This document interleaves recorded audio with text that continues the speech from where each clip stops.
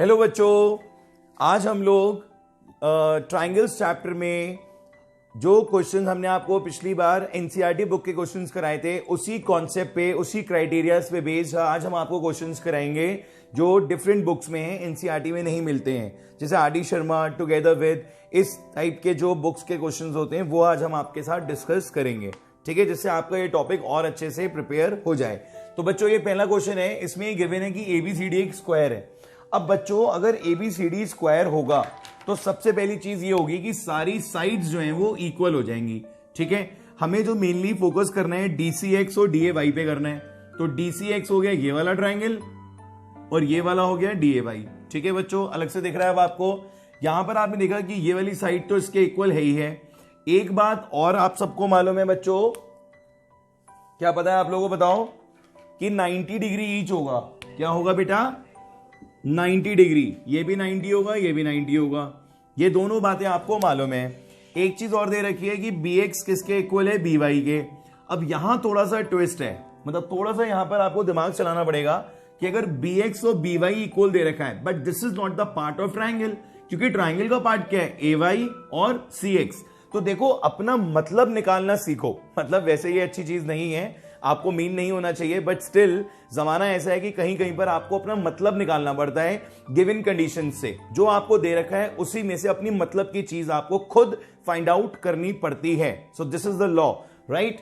So right now we know that AB is equals to BC because these are the sides of square. So if BY and BX are also equal and we subtract this BY and BX respectively from AB and BC, then automatically we get AY equals to CX. बोलो बच्चों, ये बात समझ में आई आपके? हर बार बच्चों एक ही बात आपसे कहता हूं, आज फिर वही बात रिपीट करूंगा। फोर्थ क्लास है आज इस चैप्टर की और fourth time I am going to repeat the same thing कि कोई भी क्वेश्चन इस चैप्टर का लिखने से सॉल्व नहीं होगा, पहले यहां से सॉल्व होगा। जब यहां कॉन्सेप्ट क्लियर होगा तो यहां पर ऑटोमेटिकली आ जाएगा। तो माइंड में क्या आया बच्चों इस बार? Side, angle, side. बस ये वाली साइड जो थी वो अरेंज करनी पड़ेगी और मैंने आपको बताया कि अपनी जरूरत की चीज हमें खुद फाइंड आउट करनी पड़ती है। तो हमारा टारगेट है यहां पे साइड, एंगल, साइड का। 90 देख के कुछ बच्चों को याद आई होगी आरएचएस की, कुछ बच्चों का मन बन गया होगा कि 90 आ गया है तो आरएचएस लगा दो। तो मेरे प्यारे बच्चों, उस मन को मार दो, खत्म कर दो, क्योंकि आरएचएस यहां नहीं लग सकता। आरएचएस अलाउड नहीं है, सिर्फ और सिर्फ किससे होगा? ये साइड, एंगल, साइड से।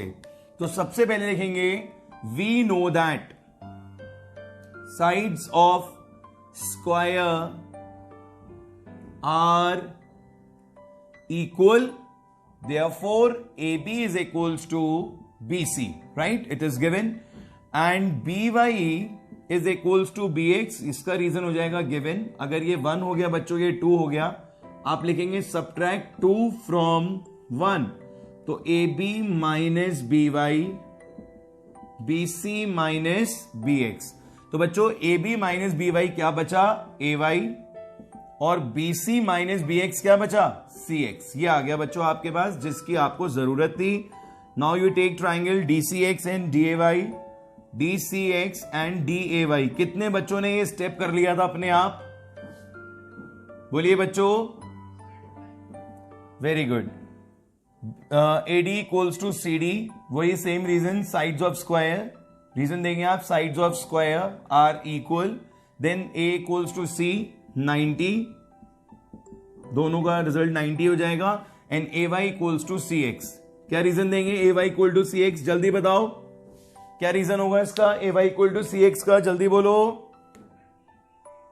No no no, proved above. Very good. मैंने उस दिन बताया था कि इस टाइप के केसेस में आप क्या लिखते हो? Proved above. ये मैं सिंबल भी एरो इसलिए बना देता हूं जिससे आपको ध्यान रहे कि आपने ये चीज यहां प्रूव करी थी, यहां यूज करी है। ठीक है, so triangle DCX is congruent to triangle DAY and the criteria is side, angle, side, hence proof। बच्चों पहला पार्ट प्रूफ हो गया है। सेकेंड पार्ट के लिए क्या करना पड़ेगा? CPCD की हेल्प लेंगे। क्योंकि सेकेंड पार्ट में they are saying dy and dx, this is dy and this is dx, तो यहां पर आ जाएगा dy is equals to dx by CPCD, hence proved. And for third part dxc, dx and c ये वाला angle और dya ये वाला एंगल, बेटा CPCD से ये दोनों भी इक्वल हो जाएंगे, तो dxc is equals to dya, hence proved. बोलिए बच्चों, समझ में आया आपको ये क्वेश्चन?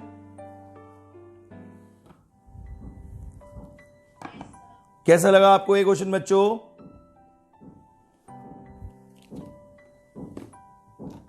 किसी को भी कोई डाउट इस क्वेश्चन में? किसी को भी कोई डाउट? बेटा थोड़ा सा आप इधर का देख लीजिए पोर्शन, मैं थोड़ा एंगल चेंज कर दे रहा हूं. देखिए विजिबल हुआ आपको लास्ट का पोर्शन?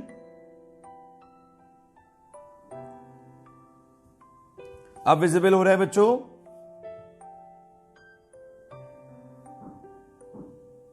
बेटा ब्लर तो नहीं आ रहा है?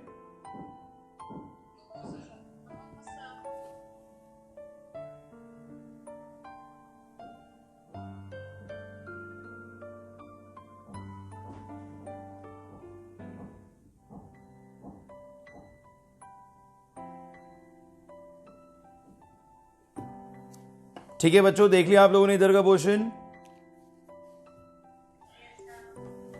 चलिए आगे बढ़ते हैं. अब हम एक और क्वेश्चन ट्राई करते हैं.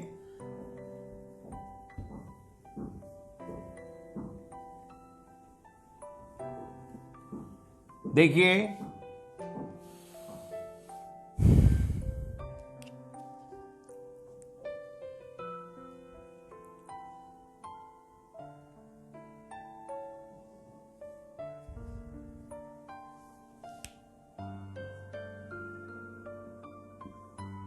एक ट्राइंगल है बच्चों ABC, ACB and CP and BQ दे रखा है. यहां पे CP एंड BQ ये दो दे रखे हैं, and this is angle R.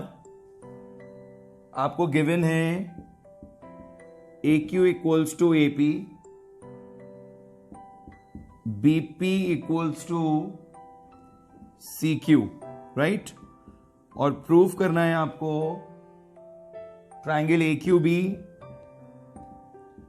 Is congruent to triangle APC. ठीक है बच्चों, ट्राई करिए जल्दी से सब लोग. सब लोग ट्राई करेंगे क्वेश्चन भी.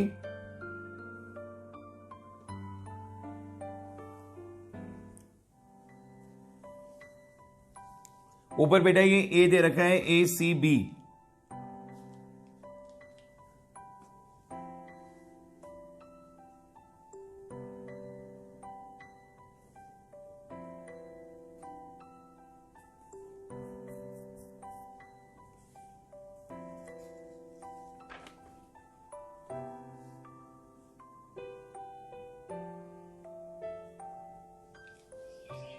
हाँ जी बेटा.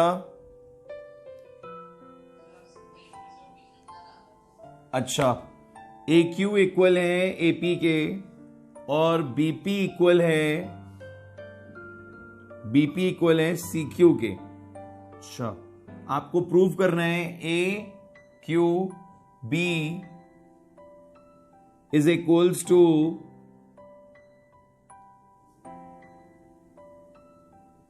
APC. बहुत अच्छा क्वेश्चन है, वेरी गुड क्वेश्चन. सोच समझ के करिएगा, पहले सोचिएगा कि यहां कौन सा क्राइटेरिया यूज होगा, तब आगे बढ़िएगा. This is to prove and given. कुछ सोचा बच्चों आप लोगों ने? क्या करेंगे यहां पर? ये इसके इक्वल है और ये वाला पोर्शन इसके इक्वल है, और आपको इन दोनों ट्राइंगल्स को कॉन्ग्रुएंट प्रूव करना है.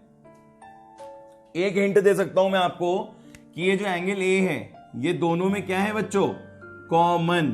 लिख दे रहा हूं यहां पर, that angle A is common in both the triangles. अब बताओ कौन सा क्राइटेरिया यूज हो सकता है और कैसे यूज हो सकता है?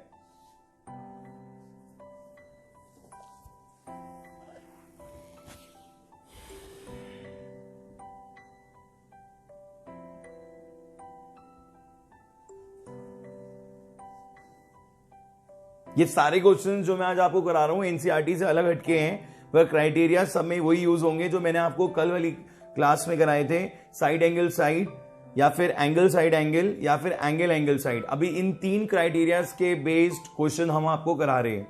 ठीक है बेटा, हो गया किसी का ये क्वेश्चन? सबसे पहली चीज जो आपको यहां पे गिवन है, आपको स्टार्टिंग यहीं से करनी है, that A Q is equals to A P, this is 1 and this is given, code पे ध्यान दीजिए, and B P is equals to C Q, this is equation number 2।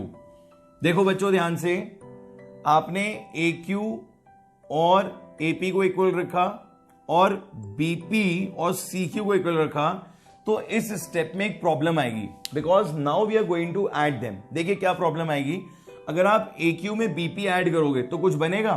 कुछ नहीं बनेगा। अगर आप ए क्यू में सी क्यू ऐड करोगे then it will be A C. Same A P में अगर पी बी ऐड करोगे then it will be A B. तो आप क्या करोगे, इसको इस स्टेप को घुमा दोगे। दिस इज नॉट रॉन्ग, ऐसा नहीं है गलत है, ये सही है, बट हम इसे क्या लिखेंगे, C Q is equal to B P. ऐसा हमें कभी कभी करना पड़ता है, ऐसा हमें कभी कभी करना पड़ता है अपने क्वेश्चन को अपने हिसाब से बनाने के लिए।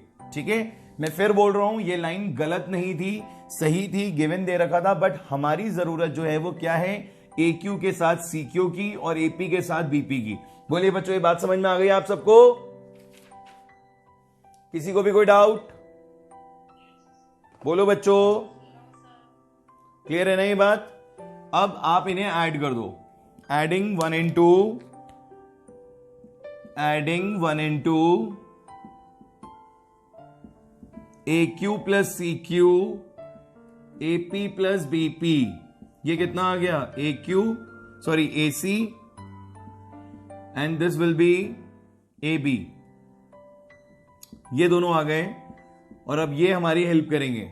अगेन ट्राइंगल्स ले लिए जो आपको कॉन्ग्रुएंट करने हैं, A Q B and triangle A P C.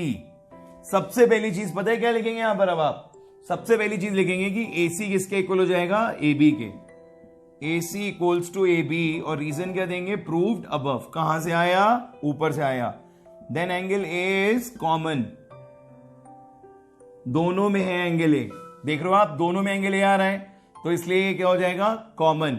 And the third thing, A Q B में, ध्यान से देखिएगा, ए क्यू बी में, अच्छा इसमें भी आप एक चीज ये करो बेटा, ए बी इक्वल्स टू ए सी लिखो, नहीं तो ये गलत माना जाएगा। ए बी इक्वल्स टू ए सी, ऐसा क्यों करा मैं आपको बता दूं, क्योंकि ए क्यू बी में ए बी आएगा और ए पी सी में ए सी आएगा। मैंने उल्टा लिख दिया था तो वो भी चीज गलत करी जा सकती है।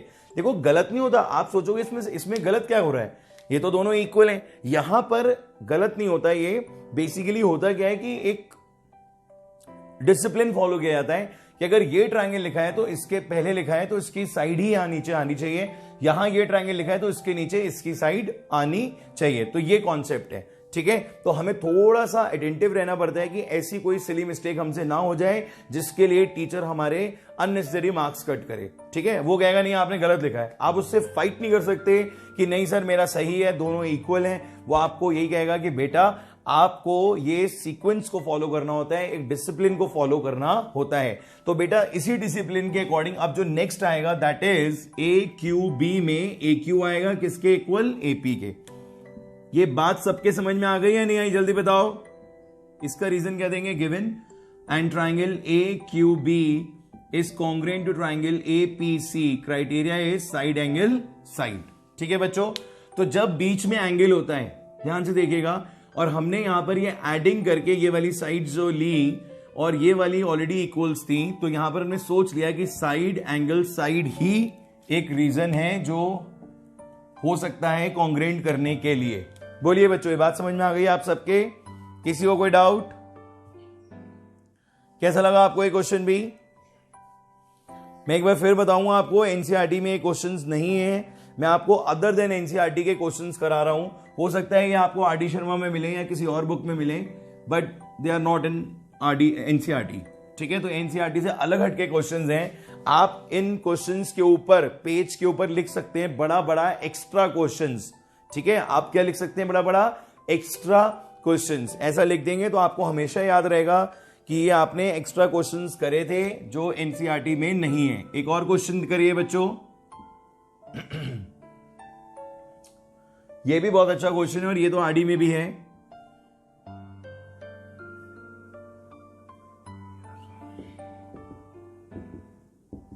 ये क्वेश्चन है बच्चों, इसमें ये वाला एंगल एक्स दे रखा है और ये वाला एंगल वाई दे रखा है बच्चों, और आपको ये गिवन है P Q equal to Q R. Given में दिया हुआ है P Q is equals to Q R. एक चीज और दे रखी है, angle X equals to angle Y. ये जो दो एंगल्स दे रखे हैं ये भी इक्वल हैं और प्रूव करना है आपको A R equal to P B.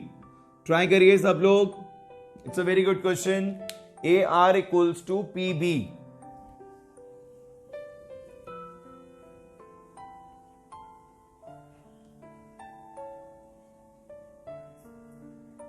Try करिए बच्चों, A R equal to P B. ये रहा A R N P B.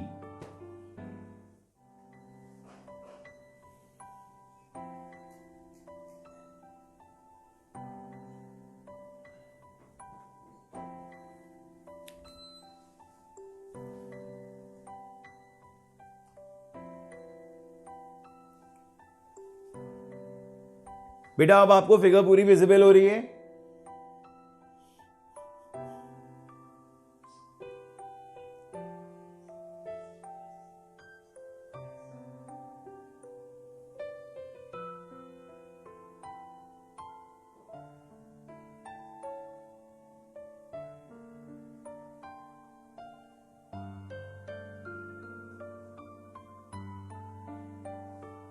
क्या स्ट्रैटेजी बनाएंगे इस क्वेश्चन के लिए बच्चों आप लोग?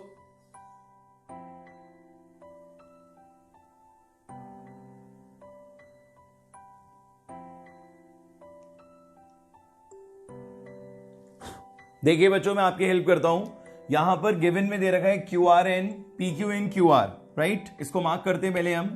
P Q and Q R equal है, ठीक है, और एक्स वाई के इक्वल है, और ए आर और बीपी को इक्वल करना है। तो ये तो समझ में आ गया कि ट्राइंगल्स ये वाले लेने पड़ेंगे कॉन्ग्रेंट।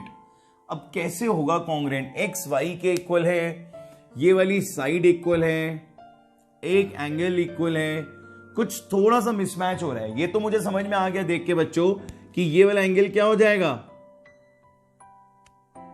बोलो बच्चों, ये वाला एंगल कॉमन हो जाएगा।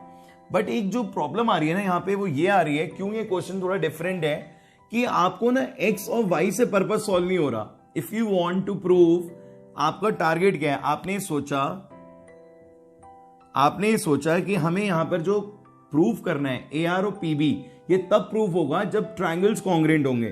तो वो ट्राइंगल्स कौन से हैं? ट्राइंगल्स का नाम है P Q B. Triangle P Q B को कॉन्ग्रेंट करना है हमें किससे? आर क्यू ए से। आर क्यू ए से कॉन्ग्रेंट करना है। और क्राइटेरिया जो हमारे सामने बन सकता है, एक तो साइड इक्वल दे रखी है हमें, ठीक है, एस हो गया, एक बीच में कॉमन एंगल हो गया।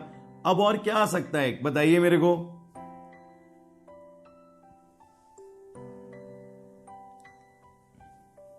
सबसे पहले यहां पर एक एंगल आ गया, एक साइड आ गई, और एक एंगल और आ जाएगा जिसकी वजह से ये प्रूव होगा। अब वो एंगल कैसे आएगा जरा ध्यान से देखो सब लोग।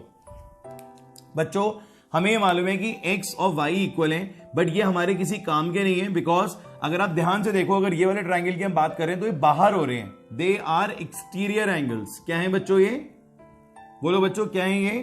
Exterior angles. तो ये हमारा पर्पस सॉल्व नहीं कर रहे हैं। तो हमारा पर्पस ये सॉल्व तब करेंगे जब ये अंदर पहुंचेंगे। तो बच्चों अंदर आके कितना हो जाएगा? 180 माइनस एक्स, और ये भी कितना हो जाएगा अंदर आके? 180 माइनस वाई। बोलो बच्चों ये बात कितने बच्चों को समझ में आ गई?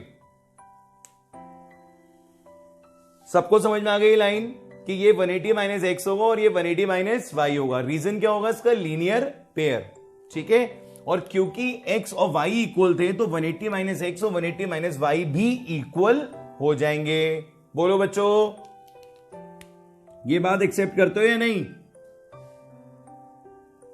इसके प्रूफ में क्या होगा? इसके प्रूफ में ट्राइंगल ए क्यू आर लिया जाएगा,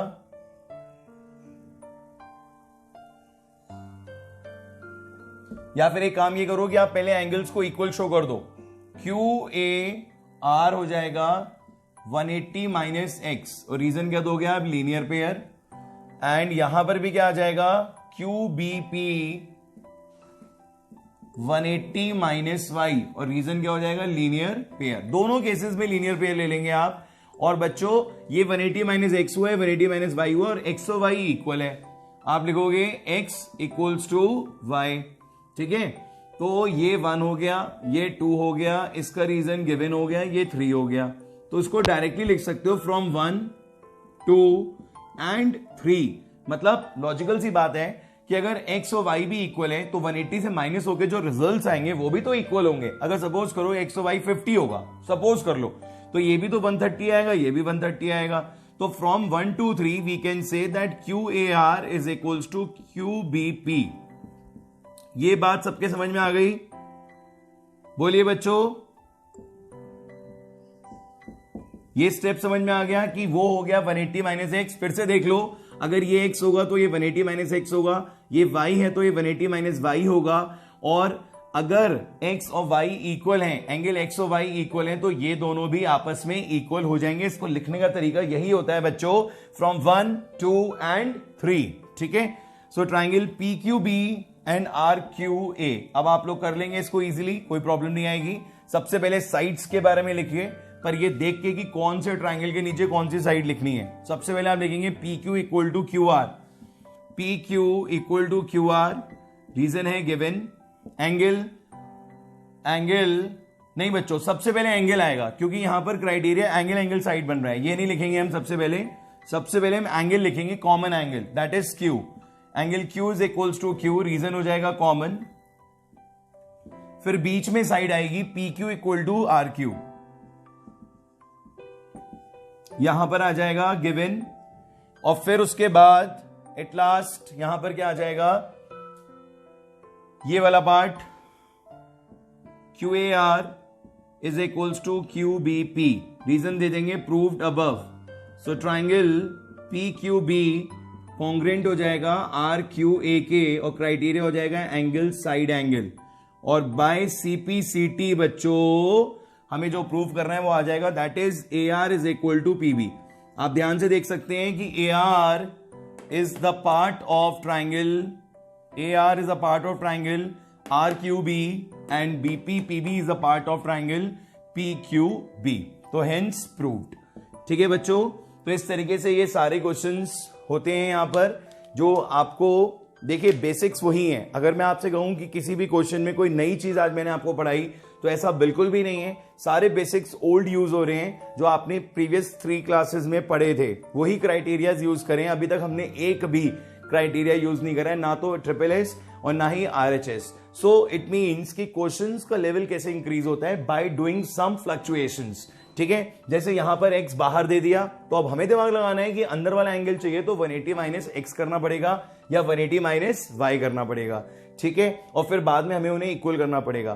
तो ऐसा कोई वरिड मत होइए कि आप इस टाइप के क्वेश्चंस को अभी नहीं कर पा रहे हो। आप इसलिए नहीं कर पा रहे हो क्योंकि अभी आपको हैबिट नहीं है थोड़े से ट्विस्ट वाले क्वेश्चंस को हैंडल करने की ज्योमेट्री में। But there is no problem, जब मैं हूं तो फिर कोई प्रॉब्लम नहीं है। I will help you in the best possible ways, ठीक है बच्चों। आपको बहुत बढ़िया बढ़िया नए नए क्वेश्चंस भी कराऊंगा और आपको उसको इजीएस्ट वे में समझाऊंगा, क्योंकि you know it very well, my target is to make maths easy, right students.